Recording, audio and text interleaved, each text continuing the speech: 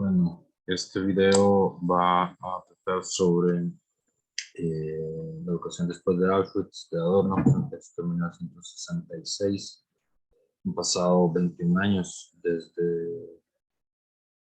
desde Auschwitz, desde los campos de concentración, y Adorno inicia señalando que la exigencia de cualquier discurso sobre Auschwitz es la exigencia de que no se repita, y esta exigencia es de tal carácter que no se puede y que no se debe fundamentar. Entonces esto es muy interesante para quienes estudian filosofía. Auschwitz arroja una circunstancia donde la exigencia de que no se repita este evento no se puede y no se debe fundamentar, porque fundamentar tal exigencia sería monstruoso, como monstruosos fueron los hechos que ocurrieron.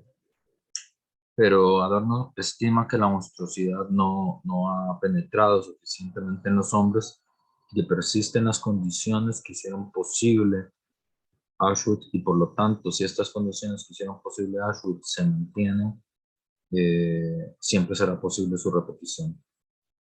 Auschwitz sería pues la barbarie contra la que se dirige cualquier educación. Horrible es la persistencia de las condiciones que lo hicieron posible y arrastra a los hombres a lo inenarrable. Señala, bueno, a la relación con Freud, ¿verdad?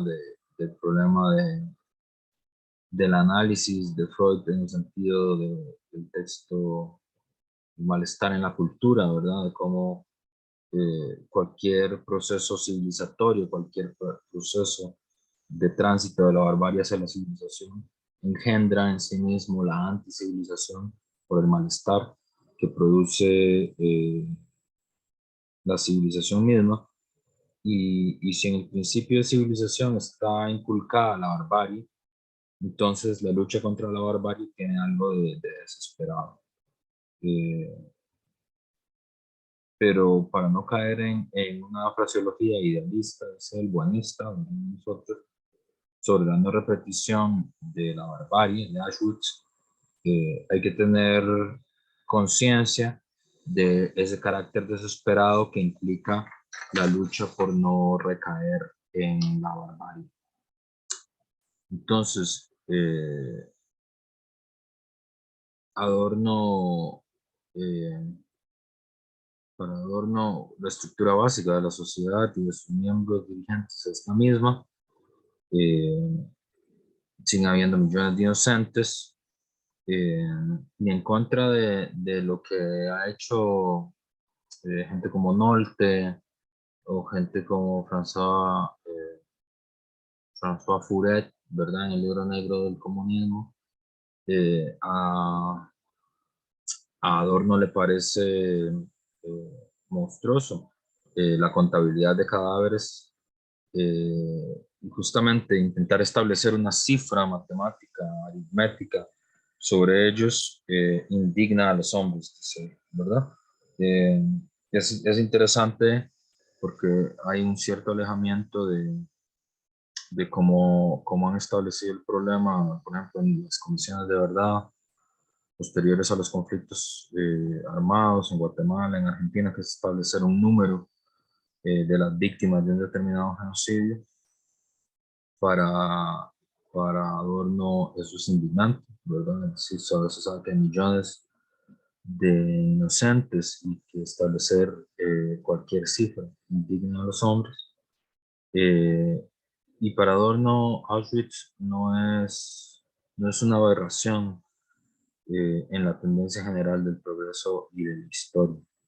Señala que el genocidio hunde sus raíces en un nacionalismo agresivo y pone como ejemplo el nacionalismo agresivo turco, el primer genocidio, que es el genocidio armenio de los turcos. Por cierto, si alguna vez tienen la posibilidad de leer al poeta nacional armenio Vahan Tekeyan, es un poeta extraordinario que narra en sus poesías el sentimiento, digamos, de los armenios ante el primer genocidio registrado en la historia. Eh,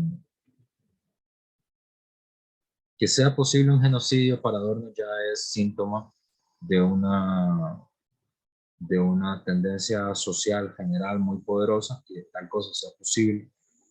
Eh, y también la posibilidad de callar un genocidio y no hablar sobre él, también habla sobre una tendencia social general muy poderosa. Siguiendo en esto a Habermas, que también ha sido una preocupación que podemos ver, está en Adorno, está en Habermas, en los textos que nosotros hemos leído, parece haber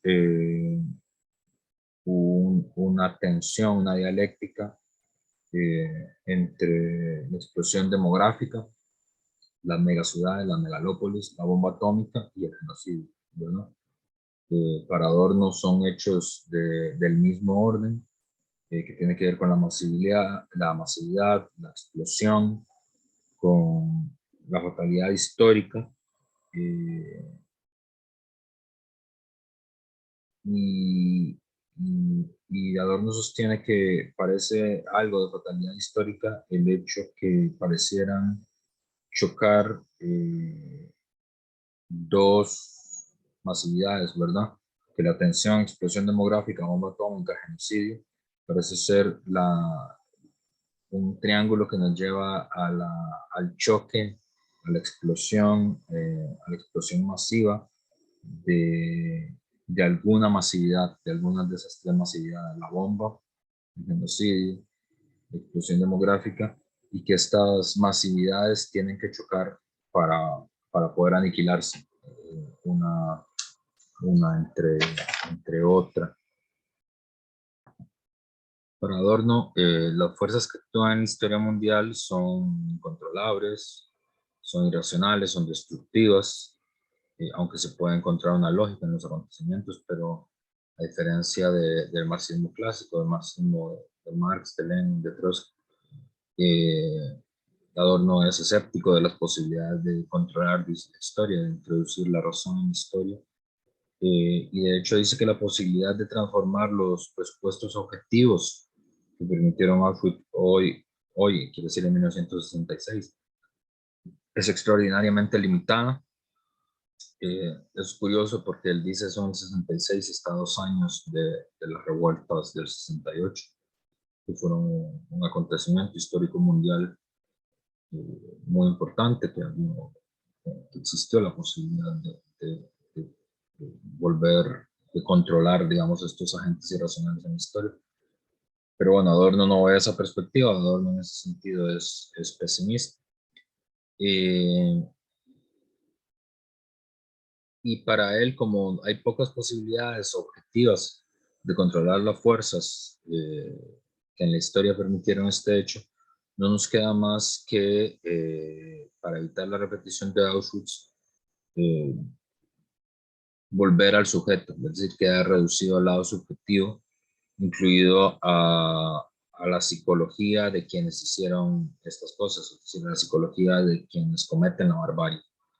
Pero esta vuelta al sujeto no quiere decir una defensa de algún tipo de valor eterno, de algún tipo de humanismo cristiano, ni tampoco quiere decir ilustrar sobre las cualidades de las víctimas y de los perseguidos, es decir, de las psicologías individuales de quienes fueron víctimas o victimarios, sino que para él hay que buscar en la raíz de los perseguidores, ¿verdad? En sacar a la luz cuáles fueron los mecanismos que hacen capaces a los seres humanos de atrocidades.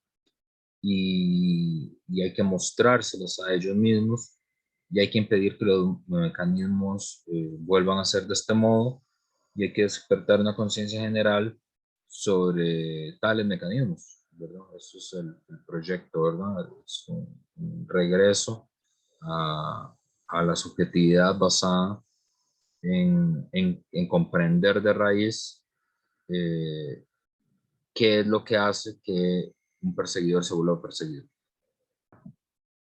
Entonces, para Adorno es justamente la insensibilidad en lo que hay que combatir. Eh, las personas tienen que ser disuadidas de golpear hacia afuera sin reflexionar sobre lo mismo.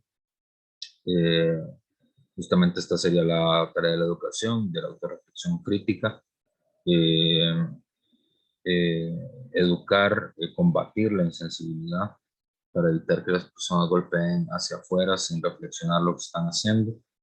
Y también enfatiza que justamente los estudios muestran que el carácter psicopático se forma en los primeros años de la infancia. Entonces, eh, para, para Adorno, hay un lazo social, eh, el cual es el que produce, digamos, el malestar en la cultura, y hay un aumento de las tendencias a la explosividad del malestar en la cultura, justamente porque este lazo social, que es el que produce el malestar en la cultura y que es el que produce el aumento de las tendencias explosivas dentro de ella, él lo define como una especie de claustrofobia de la humanidad, eh, sobre todo porque el mundo contemporáneo es un mundo administrado. Es una crítica muy interesante a la burocracia como fenómeno del mundo contemporáneo, en contra del discurso oficial que tiene que ver con la libertad, ¿verdad? De consumo, de movimiento. El mundo moderno es un mundo extraordinariamente administrado, eh, lo cual produce un sentimiento de encierro dentro de un nexo enteramente socializado y tejido como una tupida red. Y entre más tupida es la red, más se pretende escapar, y justamente como la red es muy tupida, el mismo mundo, la misma fuerza del lazo social, por lo densa que es, impide cualquier salida, y esto refuerza la furia contra la civilización, y es esta furia contra la civilización la que se vuelve en violencia irracional contra la misma civilización. Esta es la dialéctica, digamos, que establece Adorno. Hay un aumento de las tendencias explosivas contra el malestar en la cultura. Esas tendencias tienen que ver con el lazo social. Este lazo social produce una especie de claustrofobia que hace que vivamos en una red tupida, en una red administrada de la vida, y, y que cuando queramos escapar de ella, la misma densidad impide que salgamos y vuelve más intenso nuestro malestar, y es esa intensidad creciente la que luego se transforma en violencia irracional contra la misma civilización. También señala que la historia de las persecuciones muestra que esta ira, este momento, digamos, de violencia irracional, de ira irracional contra la civilización, tiende a concentrarse en los más débiles o en aquellos que se juzga que son felices, sea esto verdad o no. Eh, y que esta integración, por lo tanto, civilizatoria contiene también descomposición. Eh, Adorno responsabiliza en eso a las instituciones, que tienden a desintegrar lo particular y lo individual y a cancelar aquello con lo que las personas podrían evitar un nuevo crimen, que es esta particularidad y esta individualidad. Entonces, para Adorno, la educación después de Auschwitz tendría tres eh, pilares: la educación de la infancia, la ilustración general, y un clima en el que los motivos que llevaron al horror se transformen en inconscientes. Hace un apartado donde habla de la cultura liberal norteamericana, que señala, digamos, de las explicaciones liberales sobre el surgimiento del fascismo, que son extraordinariamente potentes en nuestra época, y de hecho la mayor parte de las explicaciones que nosotros encontraremos en nuestros días están asociadas a la interpretación liberal de lo que el fascismo es. La cultura liberal norteamericana señala que la responsabilidad del ascenso del fascismo está asociada a la cultura alemana. Sigue siendo hasta nuestros días para también la explicación sobre la cultura autoritaria latinoamericana. Es decir, es una explicación en términos racializados, eh, y explica que es una cultura dócil a la autoridad atraída por el nacionalismo. Adorno acepta que efectivamente bajo las condiciones de democracia formal hay comportamientos autoritarios y sumisión a la autoridad, pero que ese no sería el problema central, sino que para él el problema central tiene que ver eh, con el siguiente, que es que el fin de las instituciones del viejo orden, el fin de las instituciones de la monarquía, digamos, Alemania es una monarquía hasta la hasta la Primera Guerra Mundial, eh, y tiene, digamos, su revolución democrática hasta 1919, eh, subproducto de la guerra, ¿verdad? De la derrota en la guerra. Eh, y el fin de estas instituciones del viejo orden eh, ocurre sin que las personas estuvieran preparadas para autodeterminarse. Es decir, no están a la altura de una libertad que les cayó del cielo, ¿verdad? Y la estructura de la autoridad toma así una forma destructiva y demencial, eh, que se manifiesta, por ejemplo, en el éxtasis que produce la llegada de un papa o del rey, ¿verdad?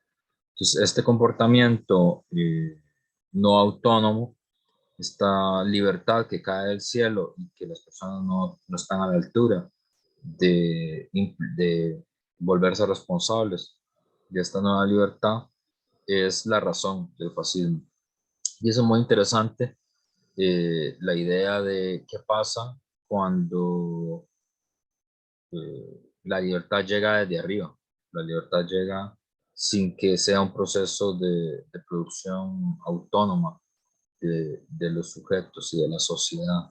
Hay una película que creo que es de Gus Van Sant, se llama Matter Life, que a mí me parece que es clave para poder entender este problema, que justamente habla de eso. También en la literatura de nuestro país, El Anillo del Pavo Real, de Miguel Rojas Mix, creo que también intenta producir estéticamente esta idea de qué pasa cuando la libertad no es conquistada, sino que cuando la libertad es entregada desde arriba. Aunque Adorno sabe que la acción destructiva, la acción monstruosa está más allá del ámbito de la educación, se detiene en los aspectos de la psicología autoritaria, justamente en el marco en el que está asociada a ese ámbito de la acción. Entonces, Adorno va en primer término a criticar el concepto de obligaciones para analizar Auschwitz en el sentido de que las condiciones del terror sádico autoritario estarían asociado a la pérdida de la autoridad. En ese sentido, el no debes debe contrarrestar a lo sádico, a lo destructivo, a lo desintegrador. Y para él, en ese sentido, entender que las condiciones del terror sádico autoritario está asociado a la pérdida de la autoridad, ¿verdad? La desintegración de la autoridad, eh, está anclado en un uso instrumental del concepto de obligación, obligaciones falsas y ataduras con el fin de obtener algo, así sea bueno. Y en ese sentido, las personas no ven las obligaciones contraídas como algo sustancial.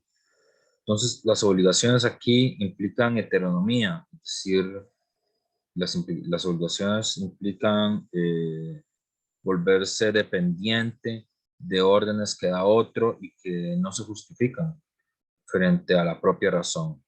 Y esas obligaciones aparecen como signo del buen ciudadano, pero también son el motivo del rencor odioso. Para Adorno, el superyo, es decir, la conciencia moral, es reemplazada aquí por las obligaciones, es decir, por autoridades facultativas e intercambiables. Y esta fue la historia de Alemania después, eh, durante el periodo estudiado. Eh, y la disposición, y esto creo que es importante, la disposición de ponerse de parte del poder e inclinarse exteriormente, asumiéndolo como norma. Es decir, la disposición de ponerse frente al poder, de arrodillarse frente al más fuerte, de aceptar lo que el más fuerte dice, constituye la idiosincrasia típica de los torturadores. Es una idiosincrasia que no debe volver a levantar cabeza y por lo tanto para Adorno la fórmula para evitar Auschwitz es regresar a Kant, ¿verdad? En Kant estaría la solución del problema de que Auschwitz no se deba repetir. Justamente Kant en el sentido del refuerzo de la autonomía, de la fuerza de reflexionar, de autodeterminarse, de no entrar en el juego, de no inclinarse exteriormente ante el poder, ni asumir que eso es una norma, ni aceptar las razones del más fuerte porque es el más fuerte. Entonces, esa sería, digamos, la solución, es decir, la capacidad de decir no. Esto es lo que habría que ejercer, la capacidad de decir no, aunque se lo pida a uno quien es la autoridad, aunque se le pida a uno sobre la base de las obligaciones, aunque se le pida a uno sobre la base de ser un buen ciudadano, aunque se lo pida a uno a alguien que es el más fuerte de, de- del grupo y de la sociedad. Eh, Va a haber una crítica a lo que él llama el buenismo, ¿verdad? Digamos, a una interpretación buenista más bien de Auschwitz en el sentido de, de que todas las cosas sirven para algo más noble, y para él el buenismo sería esta sofisticada cháchara intelectual para sustraerse de confrontar el horror. Nuestras obligaciones éticas contemporáneas no tienen que ver con ocultar el horror, no querer hablar del horror, sino reconocer el sinsentido del horror. Ese es el gesto ético.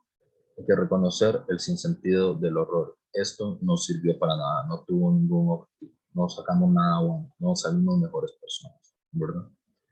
Que yo creo que para todos nosotros que acabamos de pasar la pandemia, en ese sentido Adorno nos interpela, ¿verdad? En el sentido de decir, bueno, no salió nada bueno de esto, no salimos mejores personas, solo hay que reconocer el sinsentido de 6 millones de personas muertas, que se podrían haber salvado y no se salvaron.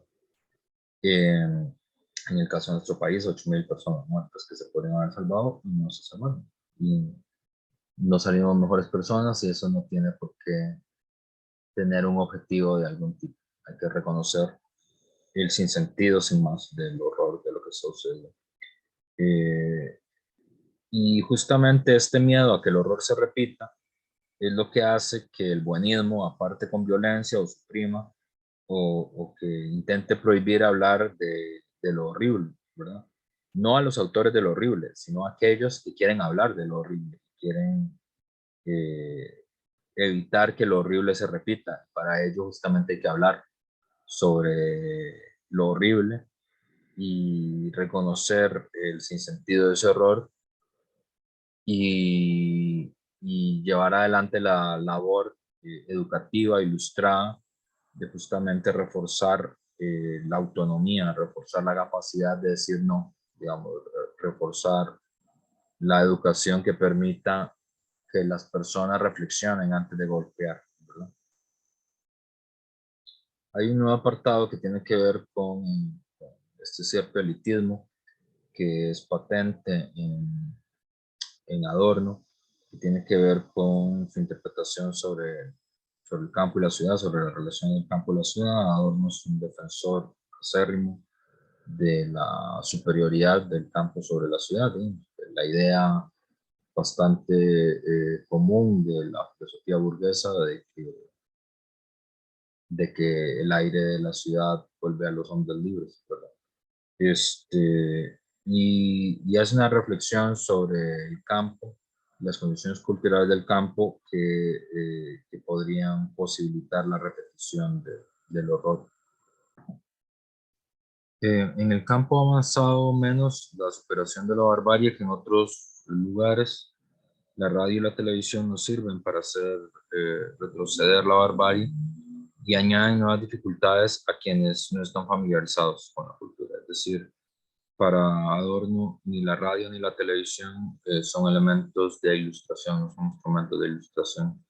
Eso contrasta mucho, por cierto, con la interpretación de Trotsky sobre la radio y la televisión y el cine. Eso está en un texto de León Trotsky que se llama Sobre la vida cotidiana del año 23, donde inclusive él considera que el desarrollo del cine soviético es el único instrumento que tiene el naciente Estado soviético para competir con la religión, que es la única forma en la que el Estado soviético podría competir, digamos, en la esfera cultural e ideológica con la religión, aunque los bolcheviques ya hayan tomado el poder político.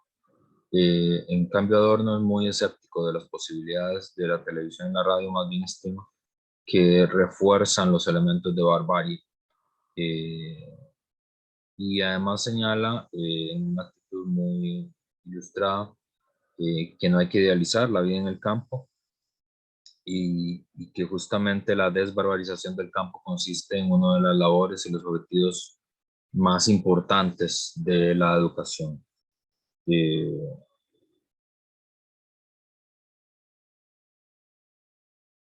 Y también no solo está en el campo, sino también en la ciudad esta inclinación para encontrar inclinación arcaica por la fuerza, ¿verdad? Esta tendencia de las sociedades a producir hombres con rasgos sádicos reprimidos. Y esta conciencia que está mutilada se refleja en el cuerpo y es una estructura compulsiva que es proclive a la violencia. Estas personas ocultan los gestos del habla y son la propia violencia corporal apenas objetada cuando se les objeta, ¿verdad? Es cuando la gente que sus gestos y su violencia corporal se notan cuando alguien les dice que no, cuando alguien les objeta sus opiniones. El deporte también para Adorno es un elemento de barbarie.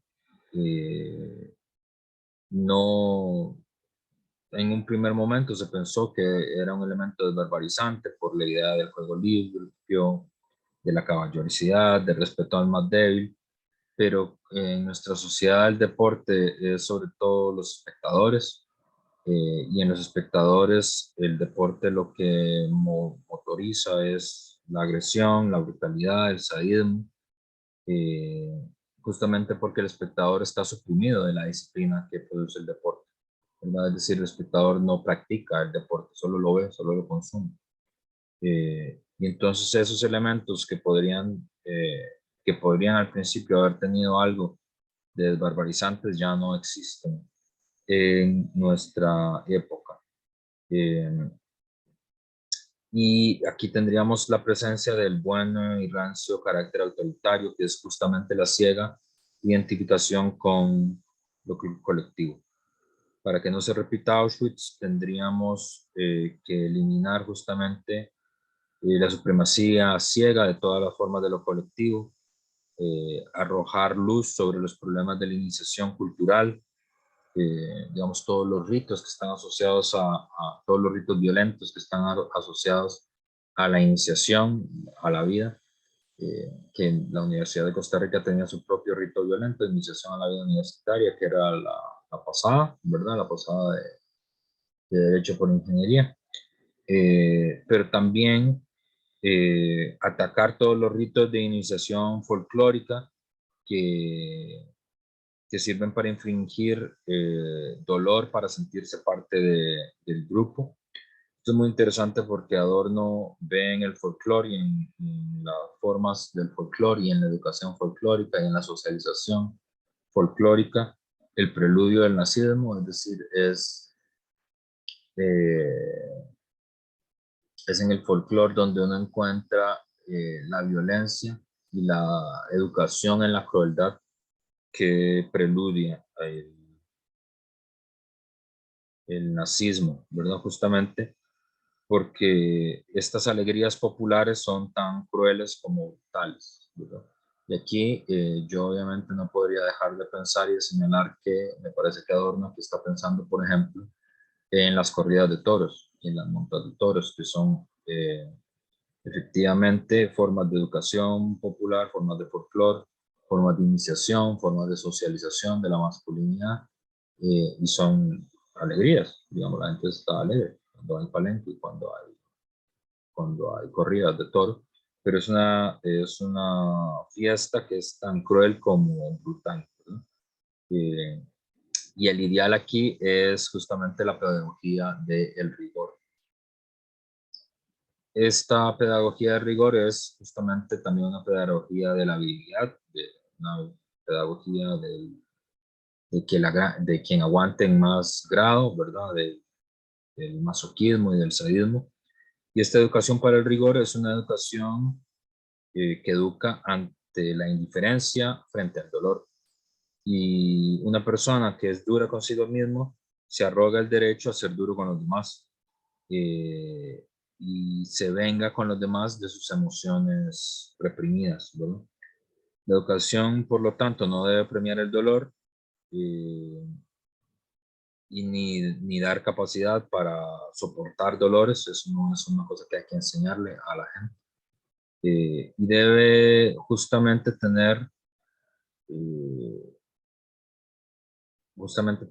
la filosofía, la idea que la angustia no tiene por qué reprimirse, ¿verdad? Es decir, la educación no puede educar en el rigor, no puede educar en el sadismo, no puede educar en el masoquismo, no puede educar en la idea de que el mejor es el que más aguanta, eh, o también que quien es duro con sí mismo tiene el derecho de arrogarse ser duro con los demás.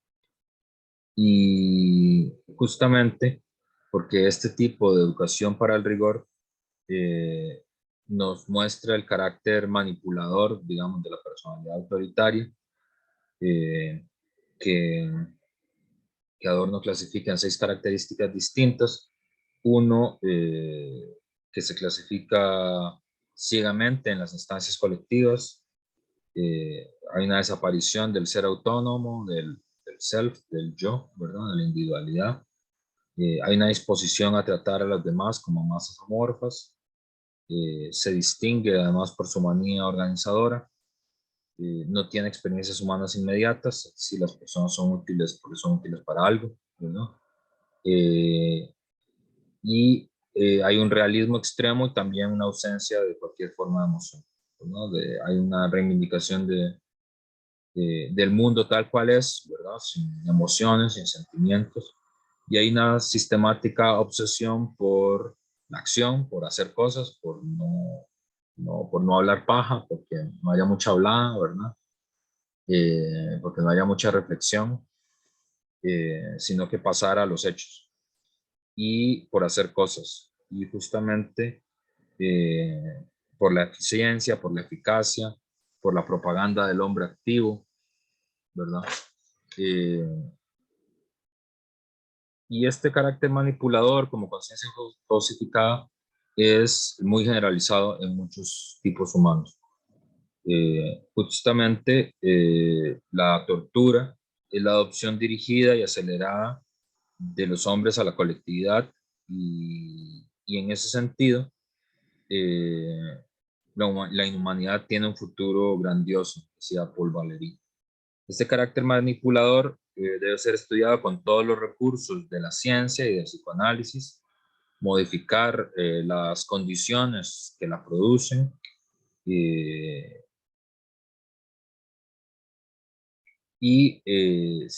digamos, siguiendo el camino que se siguió para el estudio de la esquizofrenia. eh, y justamente estas personalidades se pueden deducir, ¿verdad? Como Eichmann, porque están marcadas por el narcisismo y por la vanidad como elemento central. Entonces, explicar las condiciones en las que es posible la personalidad autoritaria es ya en sí mismo un movimiento de ilustración, aunque no es garantía de que no se repita. Nuestra época produce justamente hombres tecnológicos y nuestra relación actual con la técnica para Adorno es patógena y es irracional. Y justamente el velo tecnológico que focaliza su atención en los medios, que fetichiza la técnica, que fetichiza los medios técnicos con el que se consiguen las cosas, justamente porque los fines, la vida humana digna, ha sido expulsado de la conciencia de los hombres. Es decir, aquí hay una conexión obvia entre Auschwitz, la personalidad autoritaria y la razón instrumental, ¿verdad? Eh, Justamente, por ejemplo, Auschwitz es un muy buen ejemplo de eso, porque ¿quién proyecta un sistema de trenes sin tropiezos y con rapidez para llegar a Auschwitz? Es decir, ¿quién lleva al más alto punto la eficacia técnica y tecnológica para, para realizar aquello eh, que no debería haber ocurrido nunca, ¿verdad? Que no debe volver a repetirse? Y, y luego finalmente Adorno habla sobre el problema del amor, ¿verdad? Sobre esta relación libidinosa de eficiencia con otras personas. La personalidad autoritaria también habla de hombres absolutamente fríos, ¿verdad? Que han rechazado desde el principio la posibilidad de amar a otros hombres, es decir, de ser prójimo de la humanidad, de amar a la humanidad. Eh, y esta capacidad de amar se vuelca a los medios, ¿verdad? Es absorbido por las cosas eh, y es una conciencia cosificada, ¿verdad? Es decir, no pueden amar a las personas, entonces se vuelca sobre la técnica, sobre los medios. Dicen, amo las cosas lindas, ¿verdad? Amo las cosas que brillan. Eh, y son justamente estos hombres solitarios, estos hombres fríos, quienes hicieron posible Auschwitz. Es algo fundamental de la antropología moderna también, que tiene que ver con la incapacidad de identificación, con la indiferencia, a excepción de unos pocos que pueden estar unidos por algún interés palpable. Eh,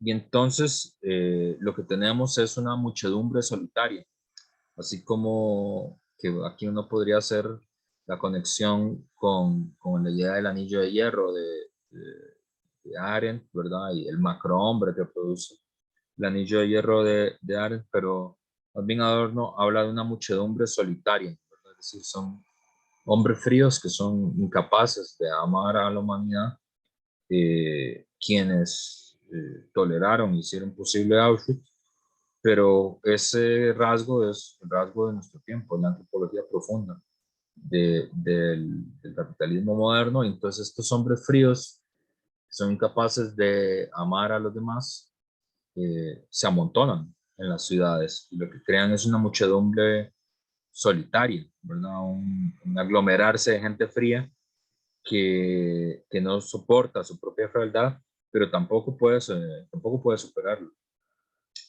Hombres que sienten poco amor, pero que siempre tienen poco amor por todos, pero tienen demasiado amor por sí mismos.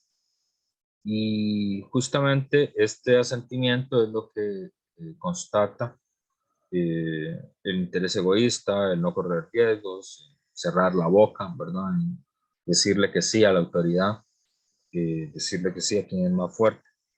Y justamente para Adorno, esta autorregulación espontánea del autointerés eh, es la frialdad de la unidad social, ¿no?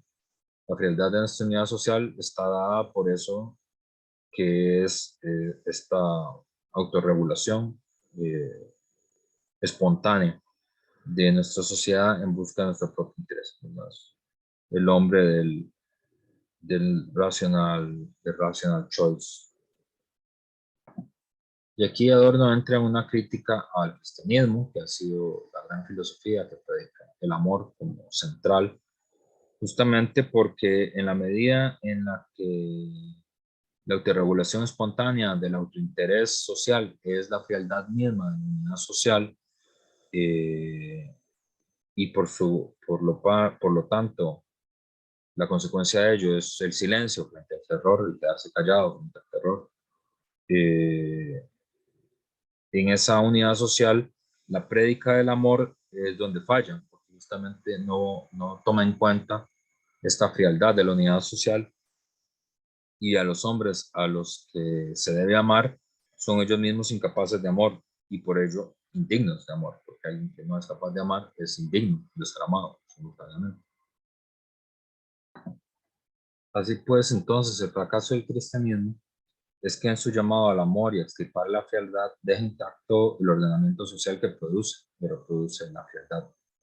La calidez entre los hombres, aunque siempre anhelada, probablemente nunca ha existido ni siquiera entre eh, los pacíficos salvajes.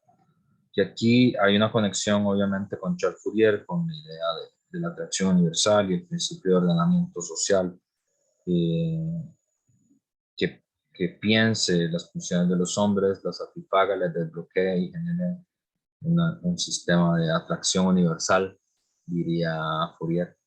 Y tal vez es la frialdad como condición de desdicha, eh, pueda ser contrarrestada con la comprensión de las condiciones que la permitieron. Y esta sería un poco la idea que defiende Adorno en el texto que estudiamos.